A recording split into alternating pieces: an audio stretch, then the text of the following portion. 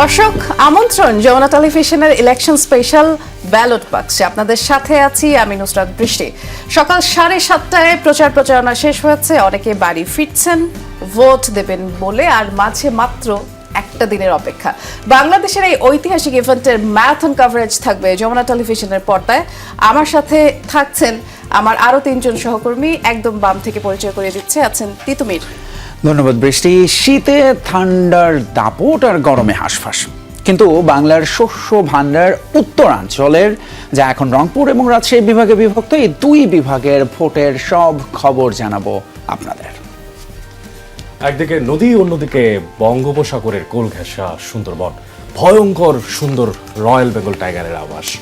আমি অনেক জানাবো বরিশাল আর খুলনা বিভাগের ভোটের আদ্যপান্ত। কুড়িল সিলেট শাহজালাল শাহপরানের পণ্যভূমি, সেখান থেকে বাংলার বাণিজ্যিক রাজধানী বাজেদ বোস্তামির চট্টগ্রাম, এই দুই বিভাগের ব্যালট যুদ্ধের খবর জানাবো আমি এবং আমি আছি আপনাদের সাথে নুসরাত বৃষ্টি। ঢাকা এবং দেশের সর্বকনিষ্ঠ বিভাগ ময়মনসিংহের ভোটের খবর নিয়ে আছি আমরা সবাই। তো ব্যালট বাক্স শুরু করা যাক। যেমনটি বলছিলাম, সকাল 7:30টায় নির্বাচনের প্রচার প্রচারণা শেষ হয়েছে এবং নির্বাচিত হলে সবার জন্য নিরাপদ রাষ্ট্র গড়ার অঙ্গীকারের মধ্য দিয়েই নির্বাচনের এই প্রচারণা শেষ করেছেন বিএনপি চেয়ারম্যান তারেক রহমান। একেবারে শেষ দিনের প্রচারে তিনি বললেন, বিএনপি ছাড়া এই মুহূর্তে দেশ চালানোর অভিজ্ঞতা যেমন কারণ নেই, তেমনি রাষ্ট্র গঠনেও অন্য দলের তেমন কোনো কর্মসূচিও নেই। দলের পক্ষে জনরায়ের অনুরোধ করে বিএনপি চেয়ারম্যান বলেন, স্বাধীনতা, সার্বভৌমত্ব এবং মানুষের ভাগ্য পরিবর্তনের প্রতীক ধানের শীষ। রাজধানীর লালবাগে জনসভার মাধ্যমে শেষ করলেন নির্বাচনী প্রচার। আর বাসায় ফেরার পথে বাবা মায়ের কবর জিয়ারত করেন তারেক রহমান। শক্তি প্রদর্শন করে কেউ ভোট কেন্দ্র দখলের চেষ্টা করলে কঠোরভাবে প্রতিহতের হুঁশিয়ারি দিয়েছেন জামায়াত আমির ডাক্তার শফিকুর রহমান। এখন থেকেই ভোটের পাহারাদারি শুরু করার নির্দেশ দেন তিনি। ডাক্তার শফিকুর রহমান বলেন, কোনো জালিয়াতি, ভোট চোর, অবৈধ ইঞ্জিনিয়ার যেন জনগণের কপাল নিয়ে খেলতে না পারে। আর বিজয়ের মালা গলায় পরিয়ে দিয়ে তারপরেই ঘরে ফেরার আহ্বান জানান ডাক্তার শফিকুর। নির্বাচনী প্রচারণার শেষ দিনে ঢাকার বিভিন্ন আসনের জনসভায় অংশ নিয়ে এসব কথা বলেন জামায়াত আমির। আর এ সময় জনসভায় অংশ নেয়া 11 দলীয় ঐক্যের নেতারাও নির্বাচন নিয়ে ষড়যন্ত্রকারীদের সতর্ক করেন। দোহার নবাবগঞ্জ ঢাকা 1 আসনে নির্বাচনী জনসভা দিয়েই এই ত্রয়োদশ জাতীয় নির্বাচনের প্রচারণা শেষ করেন জামায়াত আমির। এর আগে দিনের শুরুতে সকাল 10টায় ঢাকা 13 আসনের নির্বাচনী জনসভায় মোহাম্মদপুরের কেন্দ্রীয় ঈদগাহ মাঠে অংশ নেন জামায়াত আমির, যেখানে 11 দলীয় ঐক্যের প্রার্থী বাংলাদেশ খেলাফত মজলিসের আমির মামুনুল হক। শুরুতেই যেমনটি শুনছিলেন যে জাতীয় সংসদের আনুষ্ঠানিক নির্বাচনী প্রচার প্রচারণা শেষ হয়েছে এবং রাজধানীতে শেষ মুহূর্তের গণসংযোগকালে নির্বাচনী ইস্তেহারের পাশাপাশি আসন ভিত্তিক নানা উন্নয়নের প্রতিশ্রুতি দিয়েছেন প্রার্থীরা। সেই সময়ও চেষ্টা করেন ভোটারদের মন জয়ের। সুষ্ঠু নির্বাচন হলে জয়ের ব্যাপারেও আশাবাদী প্রত্যেকে। তবে এবার প্রতিশ্রুতির ফুলঝুরি নয়, নির্বাচিত প্রার্থীর কাছ থেকে কাজের বাস্তবায়ন চান ভোটাররা। মধ্যরাতেও কোনো কোনো এলাকায় প্রচার প্রচারণা চালিয়েছেন প্রার্থীরা। মাদক মুক্ত আমাদের 9 আসনটা করতে পারে, এটাই হলো প্রত্যাশা। আর আমাদের রাস্তাঘাটের উন্নতি করবে, এটাই আমাদের প্রত্যাশা। ওনার কাছে প্রত্যাশা অনেকই থাকবে আমাদের, কিন্তু জনসংকুল দেশ, সেই হিসাবে আমাদের প্রাপ্তি কম। এই প্রাপ্তি কমের ভিতরেও আমি আশা করব সব বয়সের মানুষ আমাদেরকে শুভকামনা জানাচ্ছেন, শুভেচ্ছা জানাচ্ছেন। আর যেহেতু আমার স্বাস্থ্যের কাজটা আসলে মধ্যবয়সী এবং যারা প্রবীণ তারাই আমার কাজের সাথে পরিচিত ছিল বিগত বছরগুলো থেকে, তো ওনারাও এসে জানিয়ে যান যে অমুক ভিডিও থেকে এই সমস্যাটার সমাধান হয়েছিল, ধন্যবাদ জানান এবং অনেক শুভকামনা জানান। শুনছিলাম বিভিন্ন প্রার্থীর নানান রকম সব প্রতিশ্রুতির কথা। এদিকে ঢাকা বিশ্ববিদ্যালয়ের কেন্দ্রীয় মসজিদে নামাজ শেষে নির্বাচনী আচরণবিধি মেনে নির্ধারিত সময় সকাল 7:30টার মধ্যে শাহবাগের প্রচার প্রচারণা শেষ করেন ঢাকা 8 আসনের 11 দলীয় প্রার্থী জোটের প্রার্থী নাসিরউদ্দিন পাটোয়ারি। এর আগে ঢাকা বিশ্ববিদ্যালয়ের সেন্ট্রাল মসজিদে ফজরের নামাজ আদায় করে ইনকিলাব মঞ্চের মুখপাত্র শরীফ ওসমান হাদির কবর জিয়ারত করেন তিনি। প্রচারণায় অংশ নিয়ে নাসিরউদ্দিন বলেন, জামায়াতের সঙ্গে জোট করায় আলাদা করে শাপলা কলির ভোট কমবে না, বরং জোটের পরও এনসিপি অনেক সহায়তা পেয়েছে।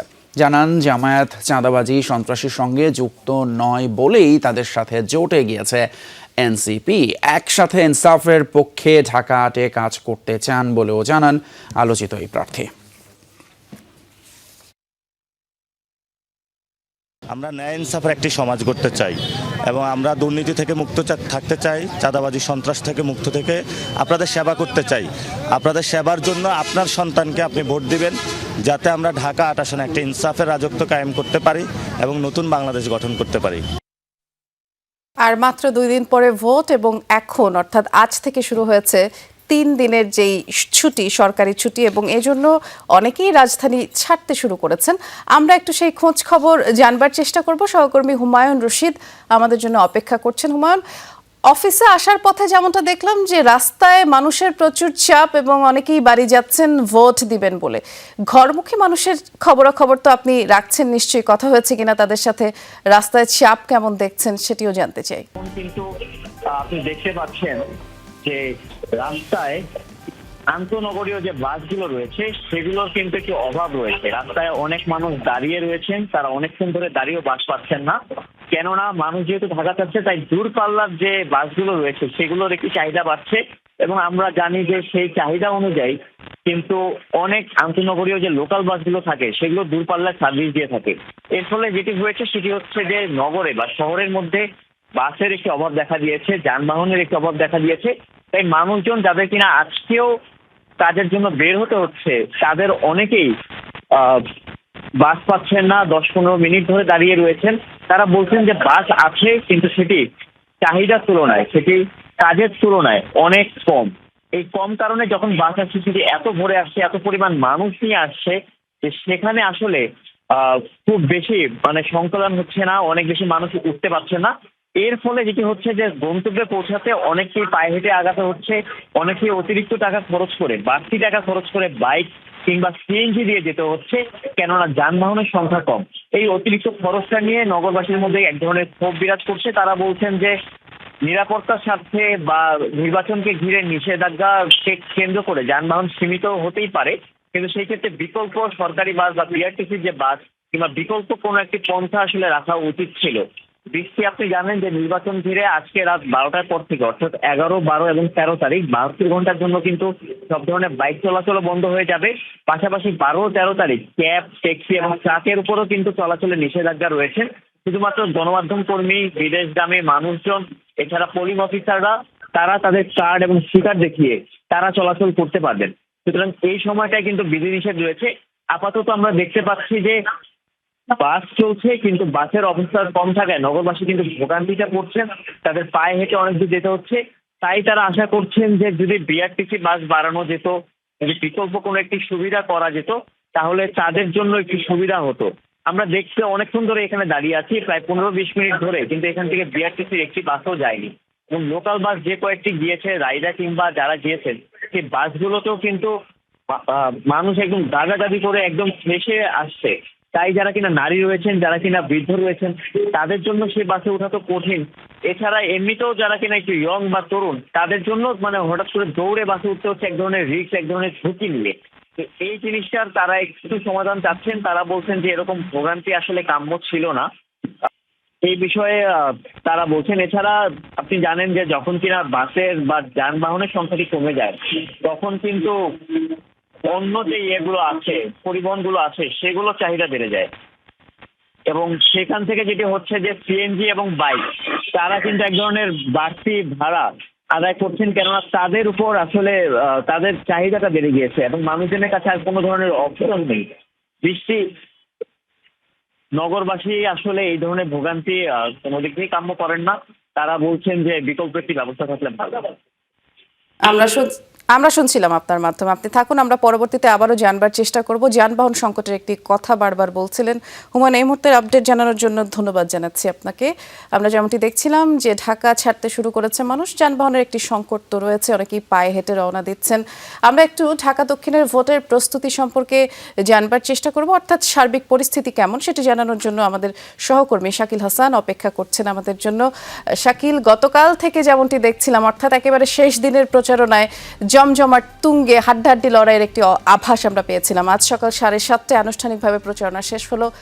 জনসাধারণের সাথে নিশ্চয়ই আপনার কথা হয়েছে, কি বলছেন তারা? আরেকটি বিষয়, ভোটের প্রস্তুতি এবং নিরাপত্তা পরিস্থিতি আপনার চোখে কেমন পড়লো সে সম্পর্কেও জানতে চাই।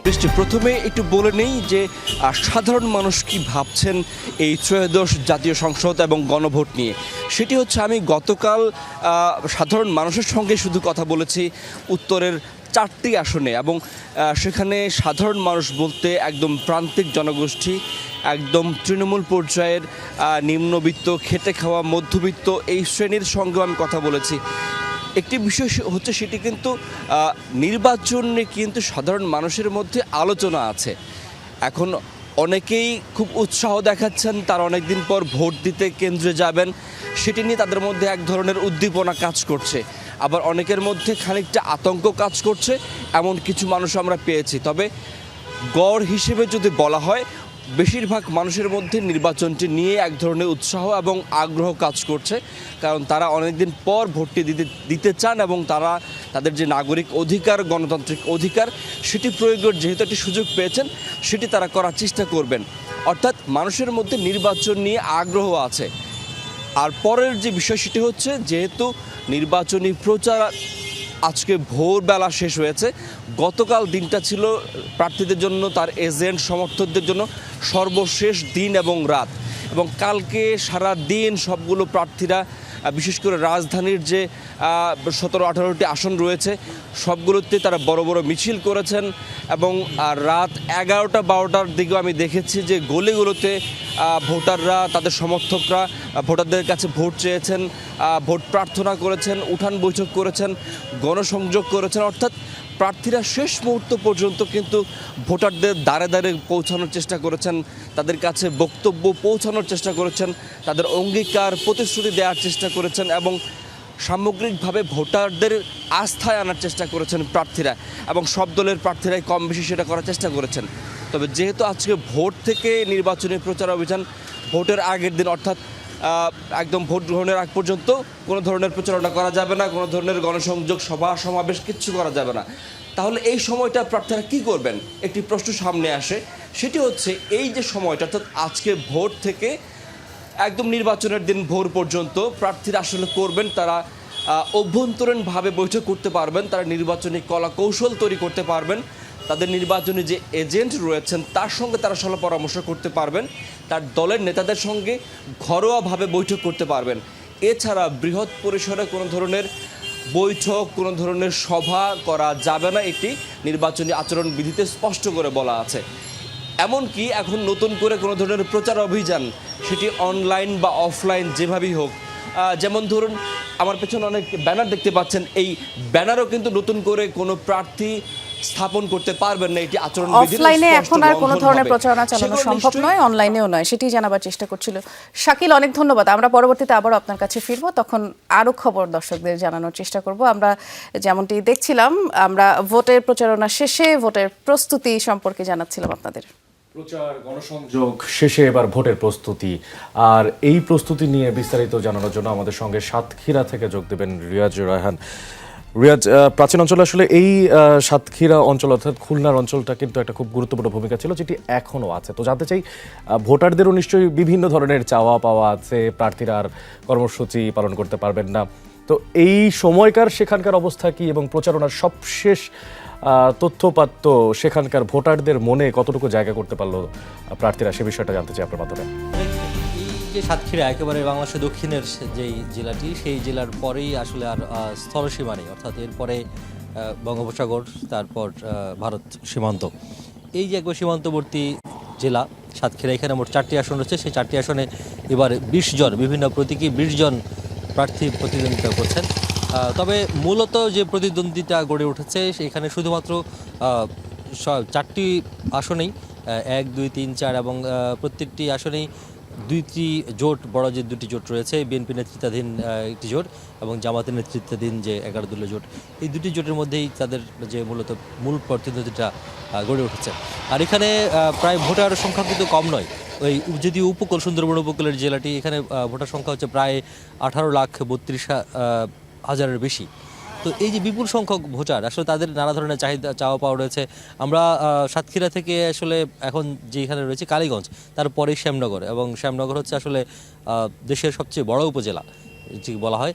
তো বড় উপজেলা হলেও আসলে এখানে জনসাধারণের মানুষের আয়ের বা মানুষের জীবন জীবিকার নানা ধরনের পরিবর্তন রয়েছে বা বড় ধরনের ঘাটতি রয়েছে এই অঞ্চলের মানুষের, এবং তাদের আসলে চাওয়া পাওয়া রয়েছে অবকাঠামোগত উন্নয়ন যেমন রয়েছে, পাশাপাশি জীবন জীবিকার মানের যে উন্নয়ন সেটি বিষয়ে তাদের নানা ধরনের চাওয়া পাওয়া রয়েছে। এবং তারা বলছেন যে এর আগে অতীতে যেসব জনপ্রতিনিধিরা নির্বাচিত হয়েছেন তারা আসলে কতটুকু ভূমিকা রেখেছেন সেটি নির্বাচনে যখন নির্বাচন যায়, নির্বাচন আসে, কিন্তু তাদের আসলে ভাগ্যের পরিবর্তন হয় না। সুতরাং তারা এবার চায় যে তাদের ভাগ্যের পরিবর্তনটা চায় অন্তত, যেহেতু এখানে নির্বাহের মানুষ রয়েছে, জেলে সম্প্রদায় থেকে শুরু করে বিভিন্ন শ্রেণী পেশার মানুষ রয়েছেন, তারা বলছেন যে জনপ্রতিনিধিরা অন্তত এবার যাতে তাদের অবকাঠামোগত উন্নয়নের পাশাপাশি জীবন জীবিকার যে মানের উন্নয়ন, পাশাপাশি আয়ের যে বিস্তৃতি সেটি অন্তত চান। আর সুন্দরবন উপকূলে নানা ধরনের পেশার মানুষ এখানে রয়েছে, বিভিন্ন জায়গা থেকেও মানুষ এখানে আসেন, আবার তারা চলে যান।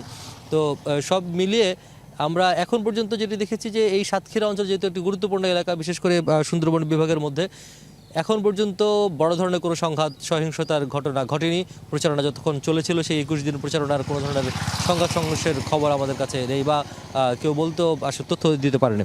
আর প্রার্থীরাও যার যার অবস্থান থেকে যারা প্রচারণা চালিয়েছেন, সৌহার্দ্যপূর্ণ একটি পরিবেশ বজায় ছিল। এবং এখন যেহেতু আজকে 7:30 নাগাদ প্রচারণা শেষ হয়েছে, যদিও গতকাল রাতেই আনুষ্ঠানিকভাবে শেষ হয়ে গেছে প্রচারণা, তো এখন প্রার্থীরা নিজেদের হিসাব করছেন যে 609টি যে ভোট কেন্দ্র রয়েছে সেই 9টি ভোট কেন্দ্রে আগামীকাল থেকেই উপজেলা নির্বাহী কর্মকর্তা অর্থাৎ সহকারী রিটার্নিং অফিসার যারা রয়েছেন তাদের কার্যালয় থেকে সেই কেন্দ্রগুলোতে ভোটের ব্যালট এবং ভোটের বক্স যেগুলো রয়েছে, ব্যালট বক্স, সেই বক্সগুলো পাঠানো শুরু হবে।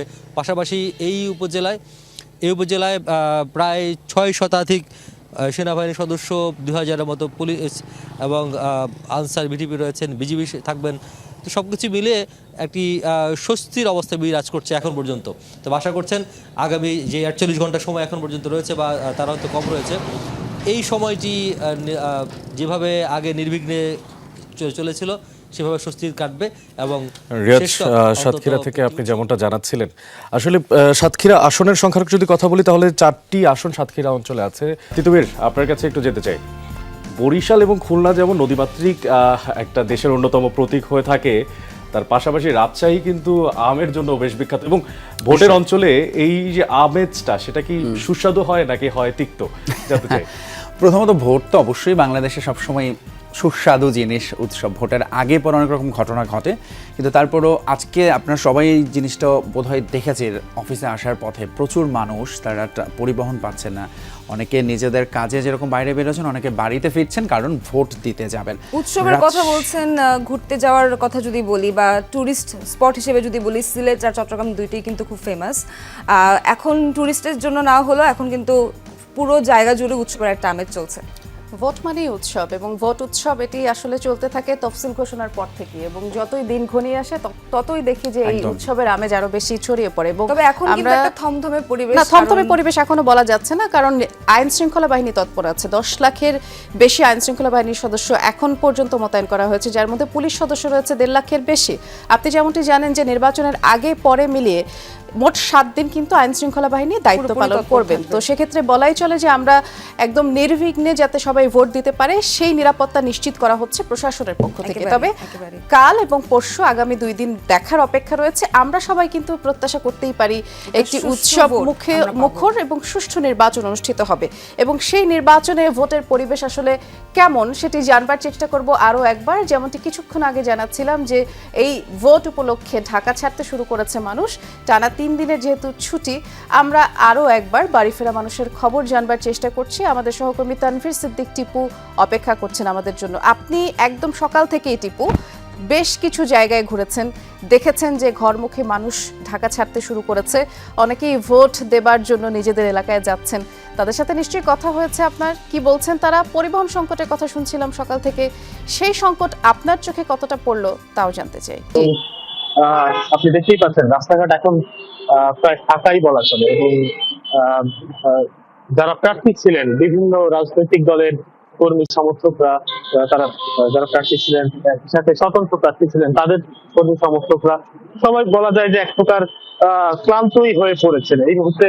বেশিরভাগই আসলে তারা রেস্ট নিচ্ছেন বলা চলে। এবং রাজধানীবাসী কিন্তু আপনি জানেন যে গতকাল রাত থেকেই রাজধানীবাসীকে আমরা দেখেছি তারা ভোট দেওয়ার জন্য ঢাকা ছাড়ছেন, এবং প্রচুর মানুষ কিন্তু এই মুহূর্তে ঢাকা ছাড়ছেন। ফলে ঢাকা এই মুহূর্তে বলা চলে অনেকটাই ফাঁকা হয়ে গিয়েছে। এবং যদিও যারা যাত্রী রয়েছেন তাদের কাছ থেকে আমরা বিভিন্ন ধরনের অভিযোগ পাচ্ছি যে তাদের কাছ থেকে বেশি ভাড়া চাওয়া হচ্ছে, বা তারা নানা ধরনের হয়রানির শিকার হচ্ছে যারা পরিবহন যারা কর্মচারী রয়েছে তাদের কাছ থেকে। এই ধরনের অভিযোগ কিন্তু আমরা পাচ্ছি, বিশেষ করে বেশি ভাড়ার অভিযোগগুলো বেশি পাওয়া যাচ্ছে। একই সাথে এবং তারা বলছেন যে তারা উৎসব মুখর ভাবেই তাদের যে বাড়ি রয়েছে বা ভোটার যে এলাকায় তারা ভোটার সেই এলাকায় তারা যেতে চান এবং তারা নির্বাচনে অংশ নিতে চান। এবং সেই লক্ষ্যে আজ সারা দিন পরেও কিন্তু আজ রাতে বা আগামীকালকেও অনেক মানুষ ঢাকা ছাড়বেন। এবং আপনি দেখতেই পাচ্ছেন যে এখনো প্রচুর মানুষ ঢাকা ছাড়ছেন, এবং তারা সবচেয়ে যেটি বলার চেষ্টা করছেন যে নির্বিঘ্নে তারা ভোট দিতে চান, তারা তাদের পছন্দের প্রার্থীকে ভোট দিতে চান, এবং যিনি একটি সুষ্ঠু শান্তিপূর্ণ নির্বাচন অনুষ্ঠিত হয় সেই লক্ষ্যেই কিন্তু তারা এখনো সেই আশায় এখনো তারা প্রহর গুনছেন। আমরা দেখছিলাম কুড়িল এলাকার চিত্র আমরা টিপুর মাধ্যমে দেখানোর চেষ্টা করছিলাম। এই জায়গাটা দেখে মনে হচ্ছে মোটামুটি ফাঁকা, এবং বেশ কিছু দূরপাল্লার বাস বা যানবাহন সেগুলো ছাড়তে শুরু করেছে। টিপু, ধন্যবাদ জানাচ্ছি এই মুহূর্তের আপডেট জানানোর জন্য। রাজধানী থেকে ঘরমুখী মানুষের খবরাখবর জানাচ্ছিলাম। এবার একটু অন্য খবরে যাই। আসন্ন নির্বাচন ঘিরে রিটার্নিং কর্মকর্তার কার্যালয়ের কার্যক্রম সম্পর্কে জানবো আমরা। রাজধানীর সেগুনবাগিচা রিটার্নিং কর্মকর্তার কার্যালয় থেকে যোগ দিচ্ছেন সহকর্মী হাসান মিসবা। নির্বাচন ঘিরে কি কার্যক্রম এখন সেখানে হচ্ছে আপনি দেখতে পাচ্ছেন, আর সেখানকার সার্বিক নিরাপত্তা ব্যবস্থা সবকিছু একটু সবশেষ জানাবেন।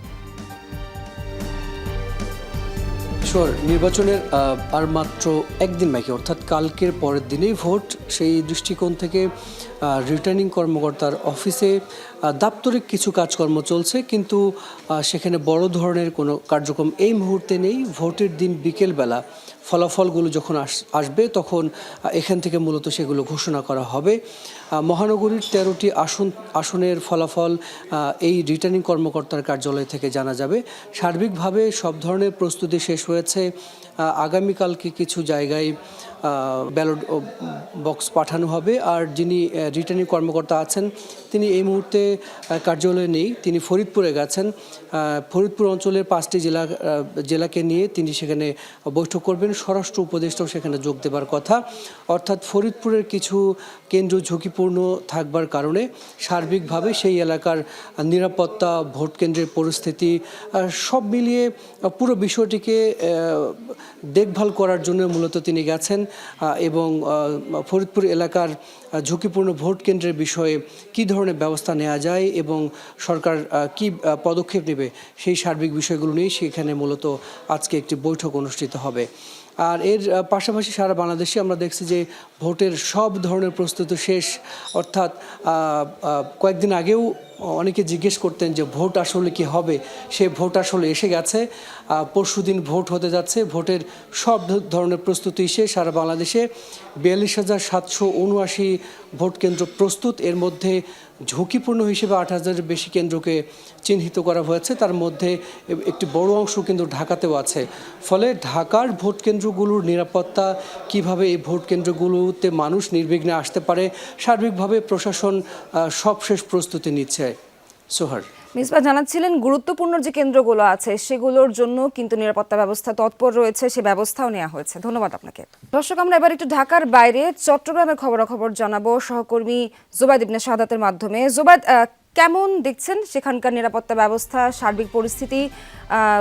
কি অবস্থা সেখানে জানাবেন। সোহান, নিরাপত্তার বিষয়ে যদি বলতে চাই, একেবারে চট্টগ্রাম মেট্রোপলিটন পুলিশ, সেনাবাহিনী, বিজিবি, আনসার সহ আইন শৃঙ্খলা রক্ষাকারী বাহিনীর একেবারে নিরাপত্তার চাদরে পুরো শহরটাকে ঢেকে রেখেছে। শুধু চট্টগ্রাম শহর নয়, আশপাশের যে উপজেলাগুলো আছে সেখানেও আইন শৃঙ্খলা বাহিনীর তৎপরতা আছে এবং ভোটকে কেন্দ্র করে সাধারণ মানুষের মধ্যে এক প্রকার উচ্ছ্বাস উদ্দীপনা দেখতে পাচ্ছি এবং যে সকল দুর্গম এলাকাগুলো আছে সেখানে, মানে একটু দূরবর্তী এলাকা, সেখানে কিন্তু চট্টগ্রাম জেলা প্রশাসন থেকে ভোটার যে সামগ্রীগুলো আছে নির্বাচনের জন্য, ব্যালট বক্স থেকে শুরু করে যা যা প্রয়োজনীয় সেগুলো সবগুলোই কিন্তু পাঠিয়ে দেওয়া হয়েছে। বিগত 2-3 দিন ধরে এই প্রক্রিয়াটা চলমান। তবে চট্টগ্রাম মহানগরের যেহেতু ভোটের দিনই এই কার্যক্রমগুলো চালানো যায় বা ভোটের আগের দিনই কার্যক্রমগুলো চালানো যায়, সেক্ষেত্রে এগুলো আজকে থেকে অথবা আগামীকাল, আজ এবং আগামীকাল 2 দিন চট্টগ্রাম মহানগরের মধ্যেকার যে সকল ভোটের আনুষঙ্গিক জিনিস আছে সেগুলো কিন্তু পাঠিয়ে দেওয়া হবে। এবং যে কথাটা আপনি প্রথমেই বলছিলেন যে সার্বিক বিষয়টা, গতকাল প্রচারণা রাত পর্যন্ত হয়েছে, আজকে 7:30টায়, সকাল 7:30 বাজে সেটা শেষ হয়েছে। সাধারণ মানুষের মধ্যেও বেশ উচ্ছ্বাস উদ্দীপনা দেখেছি আমরা। প্রার্থীরাও তাদের সর্বোচ্চ দিয়ে চেষ্টা করেছেন, ভোটারদের দ্বারে দ্বারে গিয়েছেন, তাদের কাছে টানার চেষ্টা করেছেন এবং শেষ পর্যন্ত তারা চেষ্টা করেছেন যে তাদের নিজের যে সকল আশা, ভরসা, প্রত্যাশার বিষয়গুলো সেগুলো শুনিয়ে ভোটারদের মন জয় করার। এখন শেষ পর্যন্ত কি হবে সেটা 12 তারিখই আসলে জানা যাবে, 12 তারিখ ভোট গ্রহণের পর। এবং যারা প্রার্থী আছেন এবং যারা ভোটার আছেন, উভয়ের একটি যে প্রত্যাশা বলা যায়, যেটা একেবারে দুই দিক থেকে মিলে, সেটা হচ্ছে অবাধ, নিরবিচ্ছিন্ন, নিরপেক্ষ এবং গ্রহণযোগ্য একটা ভোট যাতে সম্পন্ন হয় সেটি তারা চাইছেন। এবং পাশাপাশি তারা বলছেন বিগত সময়ের তুলনায় এবারের ভোট গ্রহণ প্রক্রিয়া থেকে শুরু করে যাবতীয় আনুষঙ্গিক কার্যক্রম সুষ্ঠুভাবে হবে এমনটা তারা আশা করছেন এবং সরকারের প্রতি তারা সেই ভরসাটা রাখতে চান। তারা বলছেন এইবার যেভাবে নির্বাচনী প্রক্রিয়া হয়েছে সবকিছু মিলে তাদের একটা আশা আছে যে নির্বাচনটা সুষ্ঠুভাবে হবে। দলীয় প্রার্থী যারা আছেন তারাও তাদের যে প্রচারণার ক্ষেত্রে আচরণবিধি মানার বিষয় সেটিও আমরা দেখেছি। সবকিছু মিলে নির্বাচন কমিশন, আইন শৃঙ্খলা রক্ষাকারী বাহিনী, প্রার্থী, ভোটার সবকিছু একটা মেরুবন্ধন এবার হতে যাচ্ছে বলে আমরা যতটুকু দেখে মনে করছি। পাশাপাশি ভোটার এবং প্রার্থী তারাও তাদের এই বিষয়টা জানিয়েছেন। আরেকটা বিষয় জানিয়ে রাখতে চাই, ভোট গ্রহণ যখন হবে এবং সেই ভোট গ্রহণের শুরু থেকে শেষ পর্যন্ত পুরো বিষয়টা মনিটরিং এর জন্য আলাদা টাস্কফোর্সও রাখা হয়েছে। সেক্ষেত্রে নিরাপত্তার বিষয়ে আরেকটু বাড়তি ভরসা পাওয়া যায়। সোহান, জোবায়ের জানাচ্ছিলেন এখন পর্যন্ত সবকিছুই সুষ্ঠুভাবে সম্পন্ন হয়েছে, দুর্গম পাহাড়ি এলাকাগুলোতেও ভোটের সরঞ্জাম পৌঁছে গেছে। ধন্যবাদ আপনাকে। যেতে চাই উত্তরবঙ্গে, যেরকমটি বলছিলাম আমার কাছে রাজশাহী এবং রংপুর এই দুটো বিভাগেরই আসলে খবর আছে। আমরা শুরুতেই যাচ্ছি সিরাজগঞ্জে, সেখানকার পরিস্থিতি জানাতে যুক্ত হচ্ছেন সহকর্মী গোলাম মোস্তফা রুবেল। রুবেল, সিরাজগঞ্জ ঢাকার পরে, টাঙ্গাইলের পরে যমুনা পার হলেই আসলে সেখানকার নিশ্চয়ই নির্বাচনী প্রচারণাতেও একটু ভিন্নতা ছিল, সেখানকার স্থানীয় সমস্যাগুলো উঠে এসেছে। কেমন গেল প্রচারণা? সকাল 7:30 শেষ হয়ে গিয়েছে এবং একই সাথে ভোটের জন্য সার্বিক নিরাপত্তা প্রস্তুতি কেমন দেখছেন জানাবেন। আসলে উত্তরবঙ্গের প্রবেশদ্বার সিরাজগঞ্জ অনেকটা গুরুত্বপূর্ণ জেলা। এই জেলাতে দিকে তাকিয়ে থাকে অনেকটাই এখানকার যারা ভোটার এবং প্রার্থীরা রয়েছেন তারা কিন্তু সকলেই সজাগ ছিলেন এবং সকাল 7টা নাগাদ কিন্তু আসলে তাদের সেই প্রচারণা শেষ হয়ে গেছে, অর্থাৎ রাতভর কিন্তু প্রচারণা করেছেন। এখানকার 6টি এখানকার সংসদীয় আসন রয়েছে, 6টি আসনের যারা 39 জন প্রার্থী তারা কিন্তু একদম নির্ঘুমভাবে সারা রাত ভরে তারা এখানে প্রচারণা চালিয়ে গেছেন, অর্থাৎ শেষ হয়ে গেছে প্রচারণা। যেখানে কিন্তু আসলে ভোটাররাও কিন্তু এখানকার এই জেলাতে মোট 27 লাখ যারা ভোটার রয়েছেন তারা কিন্তু আর মাত্র একদিন পরে তারা কিন্তু তাদের সেই মূল্যবান ভোটটি প্রয়োগ করবেন, প্রস্তুত রয়েছেন ভোটাররা। প্রার্থীদের কিন্তু আসলে বাড়ি বাড়ি দৌড়ধাপ পাড়া সেটা কিন্তু শেষ হয়ে গেছে। তবে এখন আইন শৃঙ্খলা বাহিনী যেটি রয়েছেন তাদের কিন্তু পর্যাপ্ত পরিমাণ আইন শৃঙ্খলা বাহিনী তারা মোতায়েন রাখা হয়েছে। এখানে সেনাবাহিনী মোতায়েন করা হয়েছে, বিজিবি মোতায়েন করা হয়েছে, পুলিশ মোতায়েন রয়েছে পর্যাপ্ত এবং আনসারও কিন্তু মোতায়েন রাখা হয়েছে। কারণ এই জেলার সার্বিক আইন শৃঙ্খলা পরিস্থিতি উন্নত রাখতে প্রশাসনের পক্ষ থেকে কিন্তু ব্যাপক ব্যবস্থা নিয়ে রাখা হয়েছে। তবে একটি বিষয় বলতে হয়, আমাদের কাছে গত রাত থেকে একটি অভিযোগ এসেছে, এখানকার রিটার্নিং অফিসারের কিছু কার্যকলাপ নিয়ে প্রশ্ন তুলেছেন সিরাজগঞ্জ 1 আসনে একজন স্বতন্ত্র প্রার্থী। তার সাথে কথা বলতে চাচ্ছি যে এই যে কালকে আপনি অভিযোগ করলেন যে রিটার্নিং অফিসার পর্যাপ্ত অভিযোগ পাওয়ার পরেও কোনো ব্যবস্থা নিচ্ছে না, কি অভিযোগ দিয়েছেন, কেন ব্যবস্থা নিচ্ছে না? দেখেন, আমি তো সিরাজগঞ্জ 1 থেকে স্বতন্ত্র হিসাবে নির্বাচন করতেছি। আমার যে অফিসটা ছিল নির্বাচন পরিচালনা, সেটা 3 তারিখে শবে বরাত রাত্রিতে কে বা কারা অগ্নিসংযোগ করে জ্বালিয়ে দেয় এবং আমি নির্বাচন পরিচালনা করতে গিয়ে আমাকে অনেক হয়রানির শিকার হতে হচ্ছে। আমার ফেস্টনগুলো তুলে ফেলা হচ্ছে। আমি বারবার লিখিত অভিযোগ দিয়েছি এবং গত পরশুদিন আমি 7 তারিখে একটা লিখিত অভিযোগ দিয়েছি নির্বাচন কমিশন রিটার্নিং বরাবর। সেখানে আমি বলেছি যে আমার ফেস্টন খুলে অন্য একটা প্রার্থী ফেস্টন লাগানো হয়েছে, এখন পর্যন্ত তারা কোনো ব্যবস্থা নেয়নি। যে আসলে আমি স্বতন্ত্র প্রার্থী হিসাবে এমন একটি আসন থেকে নির্বাচন করতেছি, সেটা হলো আমাদের প্রয়াত নেতা ক্যাপ্টেন মনসুর আলী। সেই আসন থেকে আমি স্বতন্ত্র হিসাবে নির্বাচন করতে এসে আমাকে হয়রানির অনেক শিকার হতে হচ্ছে। সেই জায়গা থেকে যে নির্বাচন কমিশন অর্থাৎ রিটার্নিং কর্মকর্তা উনি এখন পর্যন্ত কোনো পদক্ষেপ নেয়নি, ব্যবস্থা নেয়নি এবং আমার নিরাপত্তাও কোনোভাবে তারা নিশ্চিত। সেটা যে শুনলেন যে স্বতন্ত্র প্রার্থী যারা বলছেন যে আসলে এখন পর্যন্ত রিটার্নিং অফিসারের কাছে অভিযোগ দেওয়ার পরে তিনি কোনো ব্যবস্থা নেয়নি। তবে বিষয়টি নিয়ে রিটার্নিং অফিসারের সাথে আমরা কথা বলার চেষ্টা করছি, এখন পর্যন্ত তাকে আমরা পাইনি। তবে পেলে তার মতামত আমরা জানার চেষ্টা করবো প্রিয় দর্শক আপনাদেরকে। তবে সিরাজগঞ্জে এখন পর্যন্ত 6টি আসনেই সার্বিকভাবে নিরাপত্তার ব্যবস্থায় নিরাপত্তা চাদরে ঢেকে রাখা হয়েছে। অনেকটা সুষ্ঠু এবং সুন্দর পরিবেশে আগামী 12 তারিখে সিরাজগঞ্জে 6টি আসনে নির্বাচন অনুষ্ঠিত হবে বলে মনে করছেন সিরাজগঞ্জের মানুষ। অসংখ্য ধন্যবাদ গোলাম মোস্তফা রুবেল। সিরাজগঞ্জের 6টি আসনের সবশেষ ভোটের খবর জানাচ্ছিলেন তিনি। নির্বাচনী নিরাপত্তার অংশ হিসেবে কুমিল্লার সীমান্ত এলাকায় অভিযান চালাচ্ছে র্যাব।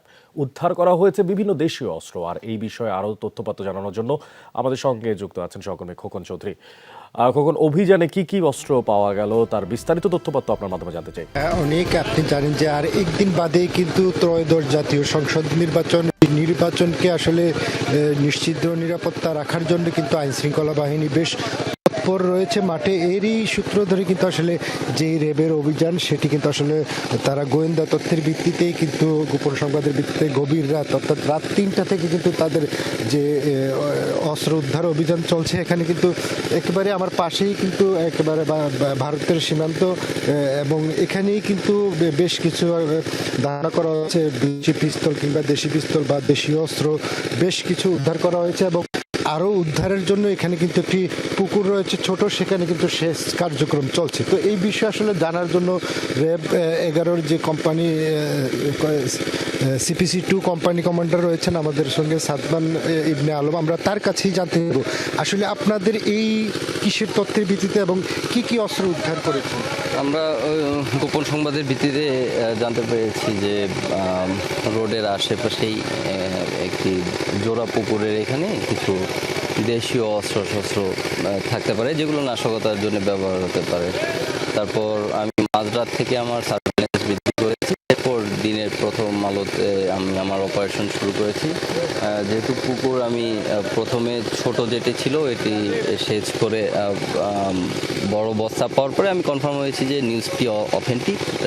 সো তারপর আমি ছোট পুকুর থেকে কিছু অস্ত্র উদ্ধার করি। ধারণা করছি যে এখানে বিদেশি আগ্নেয়াস্ত্র রয়েছে এবং দেশীয় কিছু অস্ত্র রয়েছে এবং আরেকটি পুকুর এখন দেখা হবে যে এটার মধ্যে কিছু পাওয়া যায় কিনা। জি ধন্যবাদ। শুনছিলেন এখানেই কিন্তু আসলে তাদের মূল যে অভিযান সেটি কিন্তু আসলে সেচ কার্যক্রম শেষ হওয়ার পরেই বলা যাবে। ইতিমধ্যে কিন্তু বেশ কিছু অস্ত্র উদ্ধার হয়েছে, সেখানে কিন্তু দেশি বিদেশি পিস্তল থাকতে পারে এবং এছাড়া দেশীয় অস্ত্র সহ থাকতে পারে, বিভিন্ন ধরনের অস্ত্র থাকতে পারে।